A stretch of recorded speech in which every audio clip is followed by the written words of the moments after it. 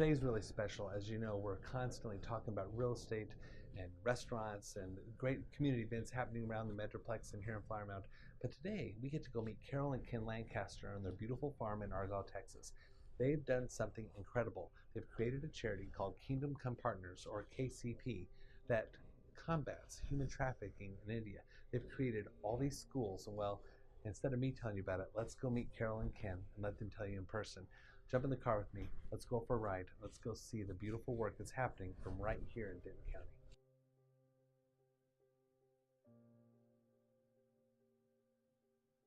Carol, thank you for letting me come to your home.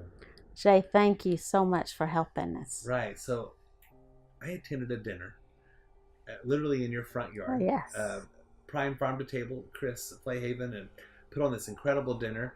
And I got to come out here, see your home, your property here in Argyle, and all of a sudden he says, "Let me tell you why we're doing this dinner." And he was featuring a charity, and that's how we got to meet you and your charity. And I remember sitting there eating dinner, enjoying this incredible dinner, and thought it was a lot of fun, the festivities. And when you got up to spoke, I was absolutely riveted. Wow. Of the story you shared. Wow. And I think what you have to say and what you're sharing is so important. I want to tell all the people that read my blog and watch our videos about you and your KCP. So would you do me a favor? Thank you very much. Tell me a little bit about, tell me exactly like you did the other night when you stood in front of us. Well, KCP stands for Kingdom Come Partners. And what that is my husband and I started the organization. We wanted to partner with nationals and leaders, in country and around the world, and help them reach others, reach the world. So we, Kingdom Come Partners started in 2011 after I went to India in March of 2010. I went to India with 4 moms and 4 daughters, just a small little group. It was very impromptu, and while we were there, so much happened. But what really spurred us on was we were in the slums, and the host had schools there that she had started, 3 little schools in the slums, and they were taking us to show us the schools. And one mom was there, and she came up and put her little 4-year-old little girl's hand in my hand. She had on a beautiful little pink dress and a little red beret, and she had kind of a gait to her walk, like her leg had been broken or her hip dislocated or something, and it hadn't been set properly. And just the most beautiful smile.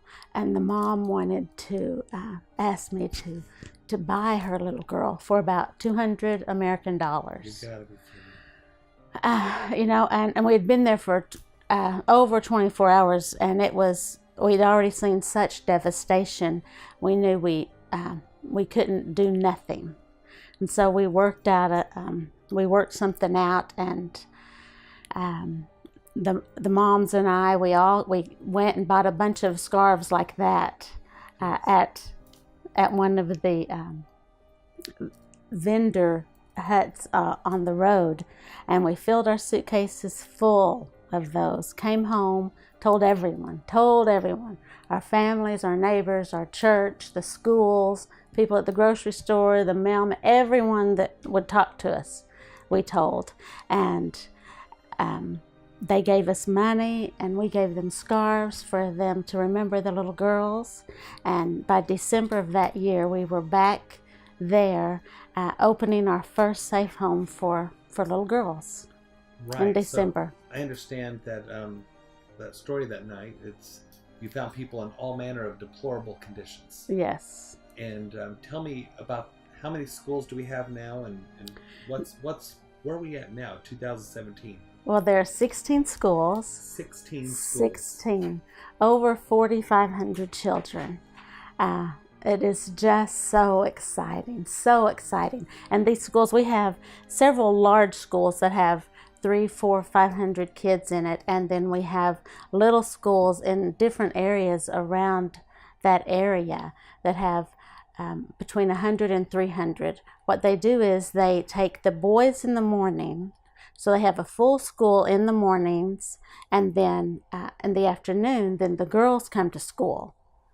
And so they get, double the effect with just one school. And they're just scattered all over the area. And the children, it's amazing, from 4 years to graduating seniors. They just had their 50 graduates in all the schools that graduated from high school. That's such a wonderful story. Yes. So tell me, these schools also house some of the students too, is that right? Well, the schools don't house any of the students, but we have 2 safe homes that the girls live in. So that way they're safe. Yes. Because yes. I remember some of the things we talked about that night at dinner.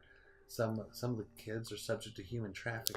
Yeah, that's how it started. We when we went in 2010, we went to GB Road, and that's one of the largest sex trafficking roads in the world. And we had no idea. We had no idea what we were doing or what we were going to see. We were just completely innocent, just completely, just no idea. And when we got there, it was just such devastation. There was a black staircase that we had to walk up, and you couldn't see anything in front of you. It was just pitch black, and it was a winding staircase. And as we were going up the staircase, the first floor that we were going on to, as we climbed the stairs, the first thing you could see are little bitty feet and then little bitty legs, and a toddler was chained to the wall. Chained to the wall in this brothel, and there was so much filth, and there were such misery, such death and darkness and heartbreak. And as we went in, we visited with one of the women there, and we had a translator, and she wanted to leave with us. She wanted us to take her away with us, and we had no idea how we got there or what we were doing, and so we really didn't know what we would do if we took her. So when we left, just such great devastation, just trying to figure out what to do. And then we went into the slums, and we knew we had to do something. We knew we had to. So actually we came back and started and opened a home for grown-ups in the brothels. Very good. We opened that, and it's really hard to take women that have lived there for several years or lived in those conditions. It's very hard to get them to be able to function outside of that. Counseling, education. Yeah, and we tried that, and it was so hard. So we realized we've got to stop it before they get there. Right. So that's how we're now. It's prevention. That home it's a safe home to prevent little girls that were headed into brothels, that were on their way, that were being sold to human trafficking. Mm-hmm. Amazing. So that night when we were having dinner, you had a goal. Yes. Well, we had just opened the 16th school, and it was in a more desperate slum. And that sounds so funny, but there are really levels of desperation, and this is the most desperate that we've come across. And so we went in and we started a school. Well, these people have nothing. These children have nothing. And even though it doesn't get cold there, they don't have air conditioning or heating or any type of ventilation. So we were raising money to buy coats for all the children. So 300 children, and we went to buy them coats and a blanket. Very good. And that was accomplished. To put this in perspective, so here we are in Argyle, Texas, in your front yard, and you were touched by something you saw, and now several thousand miles away, you're changing lives. It's so exciting. That is why I wanted to come and spend a little time with you today, because I want people to know what people right in our own backyard are doing to spread good things around the world, the good news, and a Savior and helping. Yeah. Well, it is so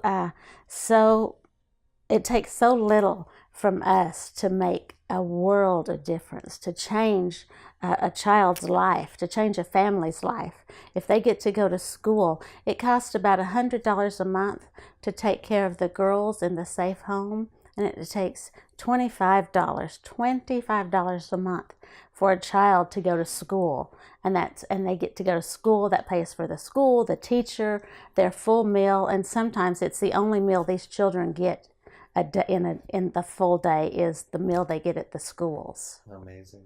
So tell me, what is your vision for the future, you and your husband Ken? Where do you see this going? Well, we want to have 200 schools in just that area, and 2,500 children 25,000 children in the schools. Imagine the work you can do. So most importantly, how can residents here in Denton County help you with your mission? How can they contribute? Well, they can go online to our website and they can contribute online, or they could write a check and send it to us. And we've taken hundreds of people with us from so many of the schools in this area, from the middle schools, elementary, high schools, so people universities, can go with you and help out. Yeah, over the summer. Yeah, well, not over the summer. It's the rainy season, and it's so incredibly hot. We normally go in early spring or fall. The weather is better there. We wouldn't make it there. I understand. What is your website? It is kcp.org, www.kcp.org.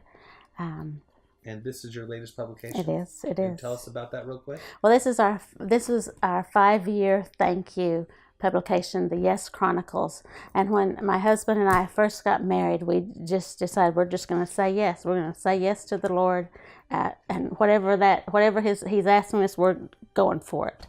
And so that's how we got here, and that's how we got the name, the Yes Chronicles. All right. Well, 2 things. Number 1, I loved meeting you. Oh, thank you. And thank you for letting me come out to your house today. And I really enjoyed meeting you at dinner the other night. That was great. It was a great night. And we're going to help you too. So we're here to also contribute. Oh, thank you. And to let you know that you matter. And it's people like you here in Denton County that are making a difference in the world that inspire me.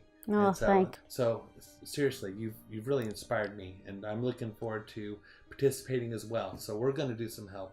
Carol, thank you for letting us come over today. Well, thank you very much, Jay. Thank you. All right, this is great. Pay attention. We're going to be telling more stories about Denton County charities. I'm Jay Marks, and thank you for listening.